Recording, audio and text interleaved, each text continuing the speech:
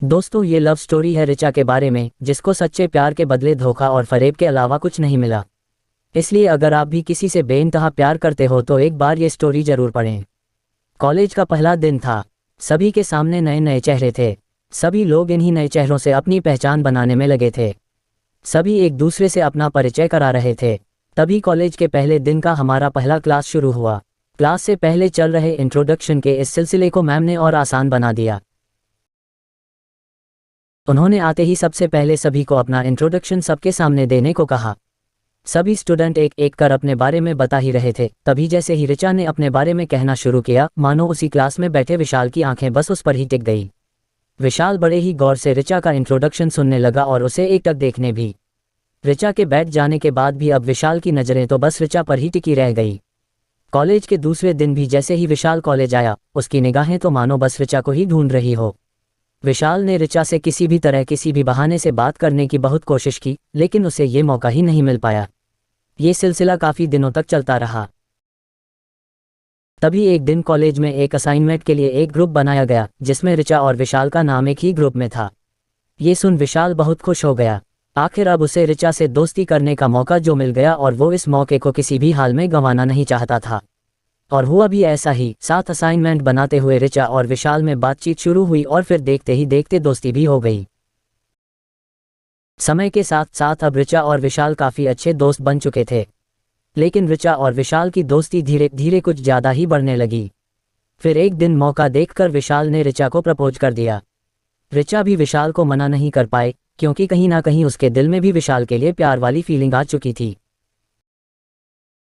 अब दोनों दोस्त के साथ साथ लवर्स भी बन चुके थे।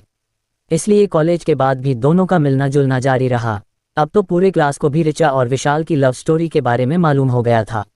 विशाल हमेशा रिचा को महंगे महंगे गिफ्ट देता और रिचा भी प्रोजेक्ट बनाने में विशाल की हेल्प करती। सभी कहते कि रिचा और विशाल एक दूसरे के लिए ही बने हैं, यानी कि ये परफेक्ट कपल हैं।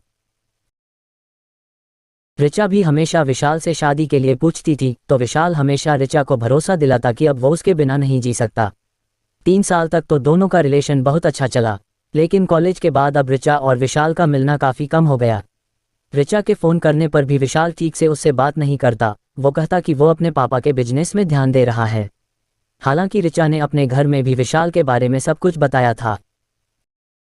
इसलिए उसके घरवाले भी अब उस पर विशाल से शादी का दबाव बनाने लगा।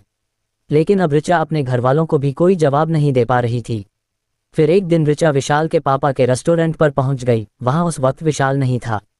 तो रिचा ने विशाल के पापा को कहा कि वो विशाल की फ्रेंड है और यहाँ से गुजर रही थी तो यहाँ आ गई। फिर मैंने किसी तरह से उसका नाम जाना और जल्दी विशाल के पापा ने रिचा को बैठाया और वेटर से कुछ खाने पीने की चीज़ें लाने को कहा।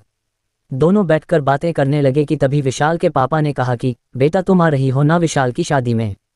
ये सुन तो मानो रिचा को अपने कानों पर विश्वास ही नहीं हुआ। उसने फिर से पूछा तो उन्होंने कहा कि हाँ, विशाल की शादी है अगले महीने और उसी की को तैयारी में लगा है। बहुत खुश है वो आखिर अपनी पसंद की लड़की से जो शादी कर रहा है। दोनों स्कूल टाइम से ही एक दूसरे को जानते हैं। ये सुन अब रिचा बिल्कुल निशब्द हो गई और वहां से निकल पड़ी। घर आकर रिचा सीधे अपने कमरे में गई और खुद को कमरे में बंद कर घंटों रोई। रिचा ने अपने माँ और पापा को इस विषय में बताया तो उन्होंने रिचा को किसी तरह समझाया कि ज़िंदगी में अब तुम्हें आगे बढ़ना चाहिए और भविष्य के बारे में सोचना चाहिए। जो गुजर गया वो गुजर गया, अब उसके बारे में सोचकर अपनी आगे की ज़िंदगी खराब मत कर। लेकिन रिचा अभी भी विशाल को भुला नहीं पाए और रोज़ रात को रोते हुए अपने दिल को दिलासा देते हुए कहती है, तो क्या हुआ जो एक दिल टूट गया। दोस्तों, आपका प्यार हमेशा सफल और सच्चा हो, ये ज़रूरी नहीं होता। कई बार लोगों को प्यार में धोखा भी होता है, लेकिन इसमें कहीं ना कहीं कमी आप में भी रही होगी। जो आपने ऐसे इंसान से प्यार किया जो आपके लिए था ही नहीं। कहीं ना कहीं इंसान को परखने में गलती आपसे भी हुई होगी। इस आलेख को पढ़ने के लिए धन्यवाद। यदि आप लोगों के पास कोई सुझाव है तो कृपया साझा करें और किसी भी प्रश्न को पूछने के लिए स्वतंत्र महसूस करें। आप पूछ सकते हो। अगर आपको ये प्रेम कहानी पसंद आई हो तो हमारे YouTube चैनल को सब्सक्राइब करें।